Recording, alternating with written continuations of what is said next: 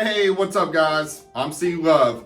In my last post, I brought you the super simple birdhouse. It's a kid-friendly build you can use to get your young carpenters started with just a hammer and some nails. To go along with that, today I'm going to show you this wall-mounted bird food dispenser that I created as part of a class that I took offered by Mark Rober. Check the description for a link. Hopefully you know by now that my builds aren't too difficult and I don't like to take a lot of time, so I'll make these cuts. And this is where I will end up. I included the items I used and the measurements on the screen. I plan to replace the screw that is acting as a handle with a bird-themed handle pull, and you'll probably notice all the holes and marks, which can give you some idea of how extensively I've tested my contraption. I've got a screw that fits nicely into a very crudely cut channel that will act as a positive stop to keep the sliding door from opening too far, and 2 springs in the back that will make the door pop back to stop the flow of my bird food.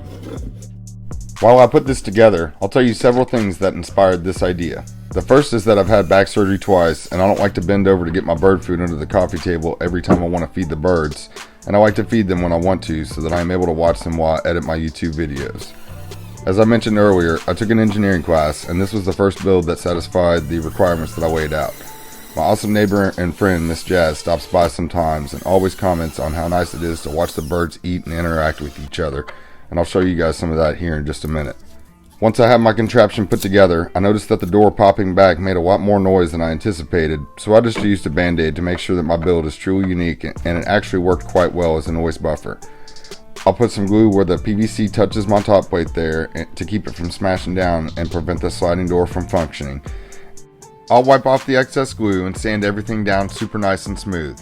After I add a spacer at the top for the back of my container, I'm going to start to get everything fitted up and wrap my hose clamp with some tape to keep it from garring up my cylinder.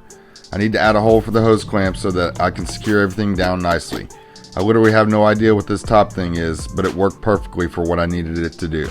One of the wonderful things about being a creator is the freedom to use your resources to create whatever you want to. Similar items to the one I created were either unreasonably priced for my taste or out of stock. This build gave me an opportunity to make something new for myself and learn a few things along the way.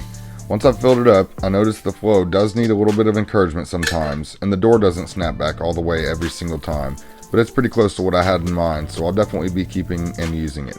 If you're watching this video, I probably used this contraption today. All seems to be going pretty well until you get a giant walnut shell in the mix. Now, I'll take a moment and show you some of what I get to see on my patio. Sometimes it takes them a while to show up, and sometimes they are there pretty much right away. I never really know how it's going to happen. While there are several different types of birds here, for the most part they tend to get along. That is, until at some point the doves start becoming extremely aggressive towards each other and will pretty much relentlessly chase each other off until there aren't any birds left. That lone dove will very likely eventually end up being chased off by another dove, at which point I get to switch to a different shot and show you a little closer up how 2 blue jays interact.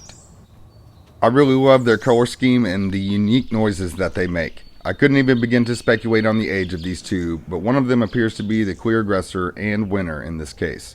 He will hang out for a short time and then end up burning off. Take a look here on the screen to see who really likes to watch the birds eat. I was somewhat surprised to catch old Thomas lurking around, but it made for a mega nice addition to my story here.